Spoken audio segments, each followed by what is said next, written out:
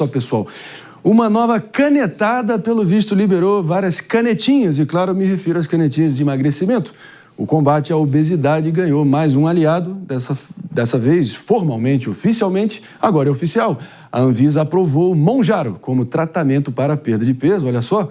E, de acordo com a fabricante, é a primeira medicação disponível e aprovada capaz de atuar nos receptores dos 2 hormônios que agem ali no controle do apetite, suprime o apetite, você dá aquela emagrecida, naturalmente.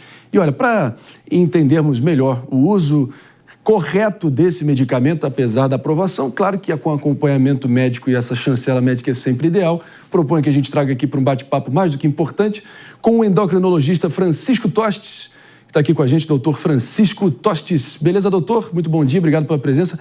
Qual é a principal diferença entre as canetinhas Ozempic e Mounjaro? Qual a terceira via também das canetinhas de emagrecimento, se é que há uma?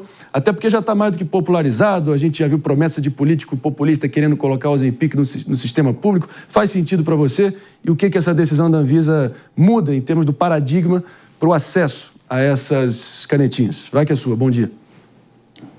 Obrigado, Marinho. Primeiro, bom dia. Obrigado pelo convite mais uma vez. É um prazer estar com todos vocês aí do Morning Show novamente. Bom, notícia boa, porque o pessoal estava trazendo Mounjaro na cueca, né, na meia. Então, chegou nas drogarias, você vê, Marinho, que coisa, né? O Mounjaro, ele foi já tinha sido aprovado para diabetes aqui no Brasil desde setembro de 2023, quase 2 anos. E só agora, né, há poucas semanas, que chegou nas drogarias e já está em falta. Vale lembrar que chegaram nas drogarias aqui do Brasil as doses mais baixas do Mounjaro. Infelizmente, por enquanto, só temos as doses de 2,5 e de 5 miligramas, tá?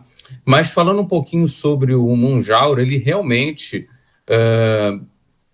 revolucionou, né? Está revolucionando o tratamento da obesidade, porque ele atua, como você falou muito bem, em 2 hormônios muito importantes que regulam o apetite, que é o GLP-1, no qual o Ozempic já atuava, mas também o GIP, tá? Então isso torna ele mais potente do que o próprio Ozempic. O Ozempic, ele promovia em média uma perda de peso de 14% e o Mounjaro promove uma perda média de 20%. Eu estou falando média porque 1/3 desses pacientes chegam a perder mais de 25% do peso total, tá? E uma coisa também interessante a respeito do Mounjaro é que aquele famoso efeito platô, né, aquela parada na perda de peso que é temida por todo mundo, ele demora a acontecer com o Mounjaro. Então, realmente é uma medicação muito especial. Que bom que ela chegou, tomara que ela chegue de vez realmente. Meu amigo, nos primeiros 3 meses liberado na Índia, para vocês terem uma noção, houve um faturamento da empresa mãe do Mounjaro de 150 milhões de reais em 3 meses. Então, vai se tornando febre mundial. Ainda bem que, pelo menos, as nossas agências reguladoras entrando no circuito para trazer, enfim, uma previsibilidade, uma chancela oficial para o pessoal fazer isso da forma certa. E ouvindo doutores como Francisco Tostes também. Vamos aqui com o Rodolfo Maris, para a gente fazer a próxima pergunta. Vamos lá. Bom dia, doutor. A minha pergunta está na visão das pessoas que vão começar ou já estão usando esse produto para emagrecimento estético, no sentido de fisiculturistas, tá? Eu faço parte de uma grande bolha do fisiculturismo. Dá para notar. Dá para perceber. Nota-se. Como comunicador e não como atleta, ressalva aqui, como comunicador. Nem tinha percebido. Como comunicador, doutor, não como atleta, e alguns desses atletas já fazem uso desse medicamento. Qual que é o malefício para esses atletas que buscam alta performance estar usando o Mounjaro? Maris, bom dia. Prazer falar contigo. Você fez uma pergunta que é realmente muito interessante. Por quê? Um dos possíveis efeitos adversos dessa classe de medicação, e aí eu vou incluir o Ozempic, o Saxenda, né, o Victoza, os antecessores aí do Mounjaro, é uma fadiga, é uma falta de energia. Tem muitos pacientes que relatam isso. Então, naturalmente, quanto mais ativo for o paciente, né, mais ele vai sentir. Então, esse é um detalhe importante aí para o pessoal do fisiculturismo, porque a gente sabe que vocês precisam ter um controle muito grande da dieta, né?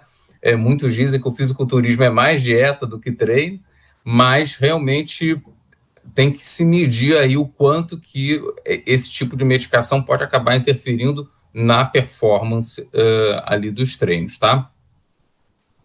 É isso aí, claro. Eu vou aqui com a Aninha Beatriz Rich. Agora, doutor, para a próxima pergunta. Vamos lá. Doutor, bom dia. Doutora, minha pergunta diz respeito a eventuais efeitos do uso prolongado dessa medicação, né? Então, por exemplo, a pessoa já usou, já chegou no peso que ela gostaria e aí, com o acompanhamento médico, ela encerra o tratamento. Existem já estudos sobre eventuais consequências que o uso desse medicamento pode causar? Ele é realmente 100% seguro? Qual é a experiência de quem já parou de usar?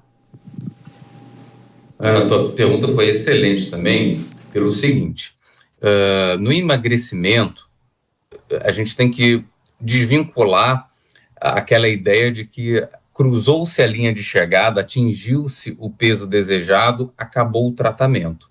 Não é assim, é como se a gente estivesse numa corrida e aí você cruzou a linha de chegada, você vai parar de correr. No emagrecimento, ele não é assim, por um motivo muito importante. O seu peso...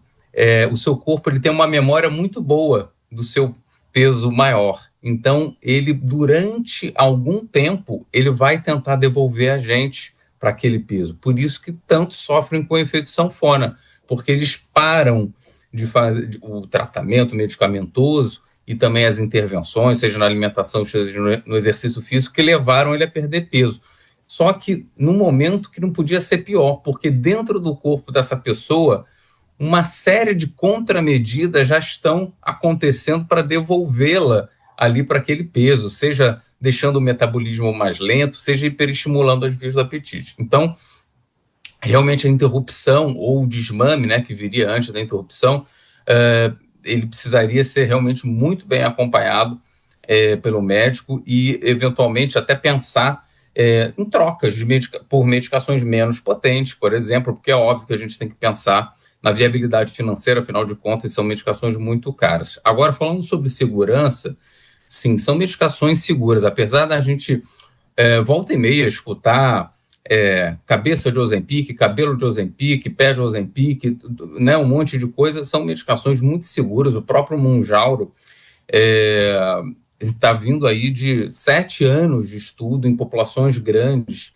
Então, o que a gente vê, na verdade, é até o contrário. Vamos imaginar que essas medicações, a princípio, são destinadas a uma população que tem já um risco de saúde um pouco mais alto, que são os diabéticos e os pacientes com obesidade. E o que a gente vê ao longo prazo, comparando esses pacientes que usam essas medicações com aqueles nessas mesmas condições que não usam a medicação, é uma redução no risco de doenças do coração, de AVC e outras complicações. Então, são sim medicações seguras, mas, claro, como toda medicação, tem seus efeitos adversos e a gente tem que monitorar e, se for necessário, contraindicar naqueles pacientes que não puderem fazer uso.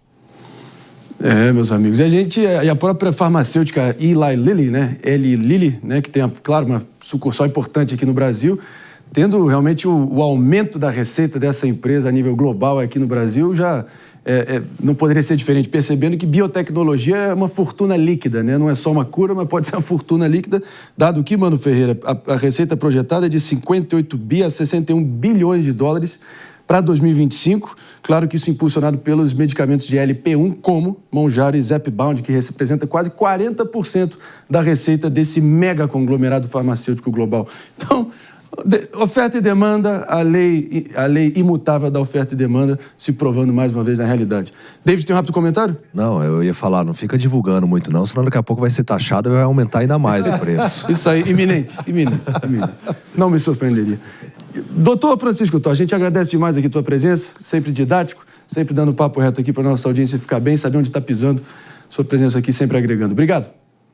Obrigado, Marinho. Obrigado a todos. Bom dia. Valeu. Tamo junto. E aí em frente a gente segue. Rápido comentário, Mano Ferreira. Não, eu fico imaginando quantos políticos vão seguir a linha do Eduardo Paes e tentar prometer Monjaro e Ozempic na rede pública. Como que fecha essa conta, né? Porque... Não, eles podiam, na verdade, usar um Monjaro, uma caneta com medidas que são certas para tornar o Estado menos obeso, né?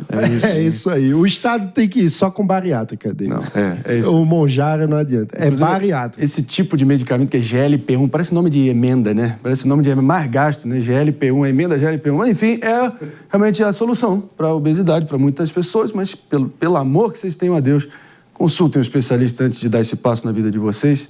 É o que a gente recomenda. E não poderia ser diferente.